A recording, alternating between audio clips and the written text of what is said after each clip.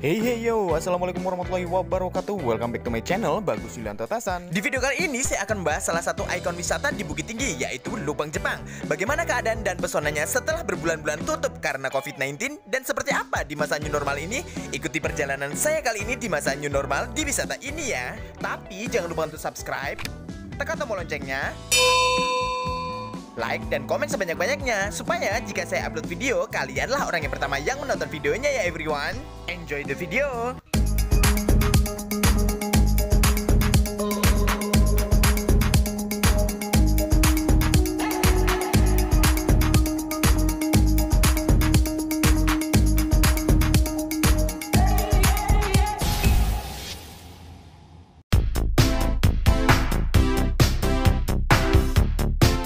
Setelah mencuci tangan dan pemeriksaan suhu tubuh di pintu masuk, di sebelah kiri saya ini ada taman bermain anak-anak seperti playground gitu. Buat everyone yang ingin mengajak adik-adik atau anak-anaknya untuk mengunjungi Lubang Jepang ini, jangan khawatir dengan adik-adik yang masih kecil ya. Karena di wisata ini menyediakan arena bermain anak, jadi everyone bisa dengan tenang jika ingin menikmati keindahan wisata ini. Selain itu, di sini juga sangat terjaga kebersihannya, dan taman-taman serta tumbuhan di sini sangat terawat dan bagus sekali untuk berfoto. Everyone bisa memilih background untuk berfoto di sini. Bisa dengan background taman, patung, tulisan, bahkan dengan background Gunung Singgalang dan juga lembah Ngarai Siano.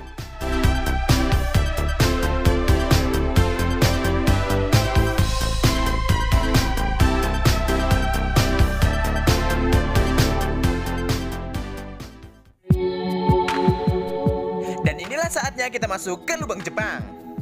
Saya yakin everyone sudah pernah masuk dan mengunjungi Lubang Jepang ini kan. Buat everyone yang belum pernah masuk dan mengunjungi, jika ingin mengetahui sejarah dan ceritanya, di pintu masuk lubang ini ada pemandu wisata yang akan mengantarkan everyone masuk ke dalam. Dan biasanya mereka menjelaskan tentang sejarah dan memandu. Sedikit informasi ya everyone, Lubang Jepang ini dibuat pada tahun 1942, berarti sudah berusia 78 tahun ya everyone. Dengan panjang 1400 meter dan berbelok-belok serta sudah banyak lubang di dalamnya, lubang yang memiliki lebar 2 meter ini memiliki ruang-ruang tersendiri sesuai dengan kegunaan dan fungsinya kala itu.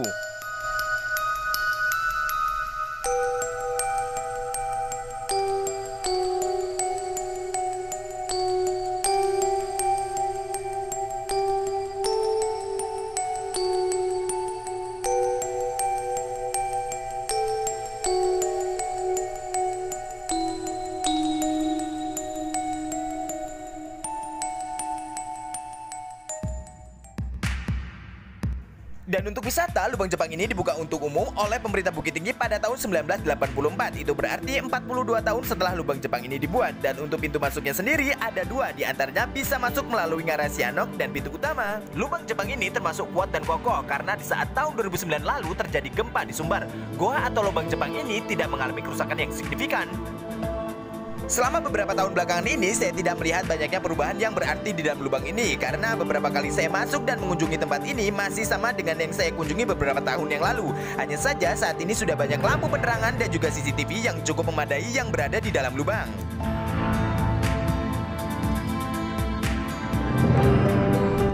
Pekerja paksa kala pemerintahan Jepang dulu atau Romusa banyak didatangkan dari Pulau Jawa dan Kalimantan untuk membuat lubang Jepang ini.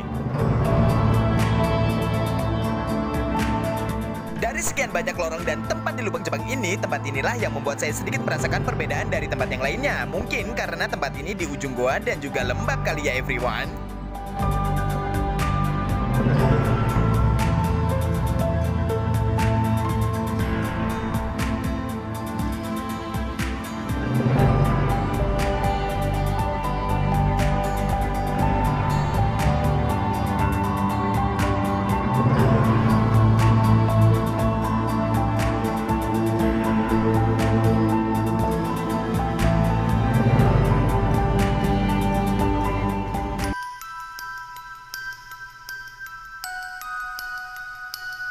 Jika ingin mengunjungi Lubang Jepang ini, disarankan untuk berkelompok atau dengan temannya. Karena buat everyone yang baru pertama kali masuk dan mengunjungi tempat ini, lubang dan lorong-lorong di sini cukup membuat bingung. Karena di dalam Lubang Jepang ini tidak ada petunjuk yang membantu pengunjung. Dan juga lubang dan lorong-lorong di dalam sini semuanya terlihat sama. Dan buat yang susah menghafal jalan akan sulit untuk kembali ke pintu keluar.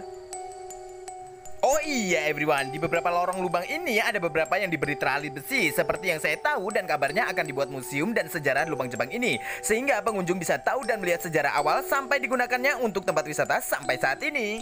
Mudah-mudahan segera terlaksana ya everyone. Jadi kita sebagai pengunjung bisa menikmati yang lain selain lubang Jepangnya saja. Coba deh lihat lorong yang ini dengan yang ini. Hampir tidak ada perbedaan sama sekali bukan? Di masing-masing lorong memiliki panjang yang berbeda-beda, jadi butuh waktu berjam-jam untuk menelusuri semua lorong di sini. For your information ya everyone, jangan terlalu tergesa-gesa dan menforsir tenaga kita saat di dalam. Karena selain udara di dalam terbatas, kita juga harus menyisakan tenaga untuk kembali. Dan satu lagi, jangan lupa untuk membawa air minum ya everyone, tapi jangan nyampah di dalam. Dan ini sepertinya kotak-kotak kaca atau tempat untuk yang bakal disimpan untuk menjadi museum. Sepertinya beberapa lorong atau beberapa lubang di sini akan dijadikan mini museum untuk mempermudah pengunjung mengingat atau mengetahui sejarahnya. Dan ada sebagian goanya, sebagian lorongnya masih tanah, belum ada perbaikan. Seperti yang kalian lihat, ini cukup rendah, sekitar 1,5 meter 1 sampai 2 meter. Ini lorong yang paling rendah. Kita harus merunduk supaya tidak terkena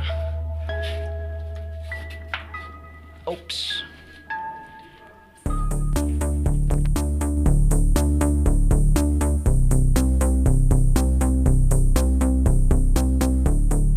Setelah berjam-jam saya menikmati keindahan lubang Jepang, akhirnya saya keluar dan menikmati keindahan alam yang lainnya dari atas lubang. Dan seperti inilah keindahannya.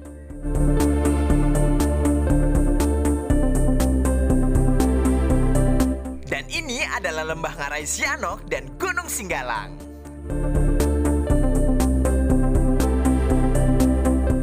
Banyak pengunjung yang menjadikan ini spot foto favorit karena sangat pas dengan latar belakang pemandangannya.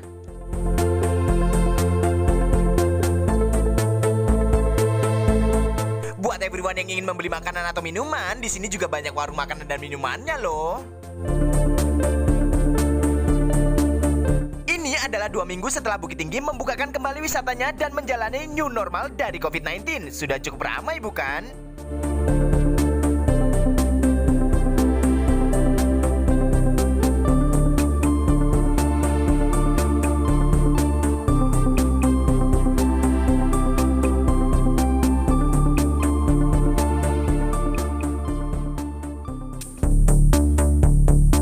Biasanya lebih ramai daripada ini ya everyone, karena ini baru masa pemulihan dari virus dan baru menjalani new normal, jadi pengunjungnya belum terlalu banyak seperti saat belum atau tidak adanya virus corona.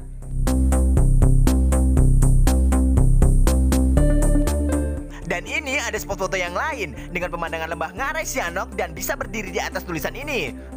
Buat yang mau berfoto di sini jangan lupa dengan pasangannya ya. Buat yang masih jomblo jangan foto di sini deh.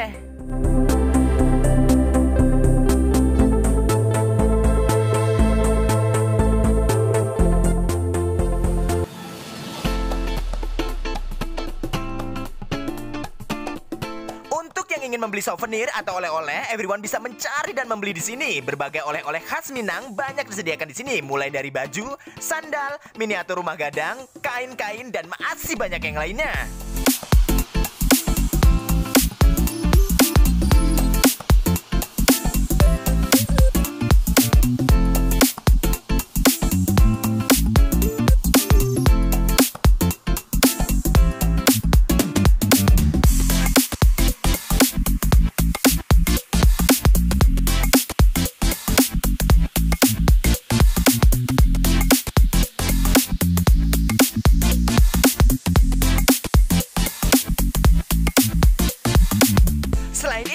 Ada juga lukisan-lukisan rumah gadang dan khas Minang lainnya. Harganya pun sangat terjangkau, mulai dari Rp5.000 sampai ratusan ribu, tergantung dari jenis dan besarnya lukisan yang everyone inginkan ya.